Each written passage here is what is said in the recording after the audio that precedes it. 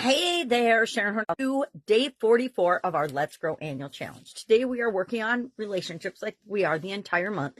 We're focusing on the topics of continuous growth and adaptability and the impact that that has on our relationships. So our action item today, I like to start with that. I don't always start with that, but I try to remember so you can get it quickly, is to think about at least one of your relationships, maybe all of them, and share one way that you can grow or continuously grow or adapt and be adaptable in that relationship. Maybe it's the relationship with your significant other, and next time they are short tempered or snap at you because they've had a long, hard day at work, you'll take a deep breath and pause before you respond. That is actually a great strategy. I'm learning it from my 3-year-old granddaughter. Instead of getting upset when she does something acrobatic or challenging, she likes me. She'll actually say, "Calm down, Grandma.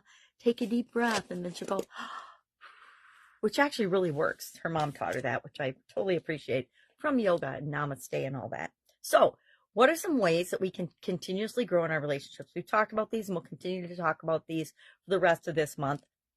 But we want to do things like be more resilient. We want to be more understanding and empathetic. We want to have mutual development, mutual respect, we just talked about that yesterday, in our relationships. We want to be flexible and open in our relationships versus the opposite of each of these, right? If you're rigid and stuck in your ways, your relationships are going to be challenged unless you bulldoze over other people.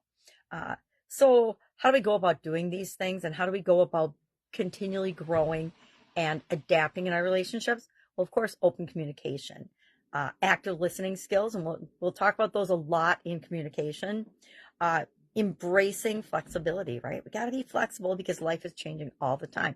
We have to be willing to compromise and not think it's my way or the highway about everything. And then we want to be continually in learning and empathetic.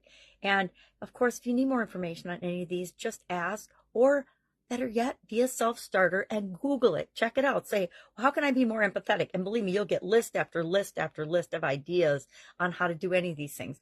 The internet, as much as I used to, I've always loved the internet. I like to say I like to whine about it because it gets you sucked in and you can go down rabbit holes. And if you're not careful, you will read a whole lot of stuff that is not what you need or what is pertinent to what you're looking up. Anybody else ever do that? I know I do. Sometimes I get down a rabbit hole and I just go. And so I need to pull myself back. I should set a timer. I should have a timer where I get, 5 to 15 minutes, depending on what I'm researching. And that's all I get to go for a little internet drive or ride. I miss the days of actually going to the physical library where you had to look things up and read them. That'd be more of a challenge for me these days. All right, action item, share one way. And I want you to share it. We need to start sharing and learning from one another.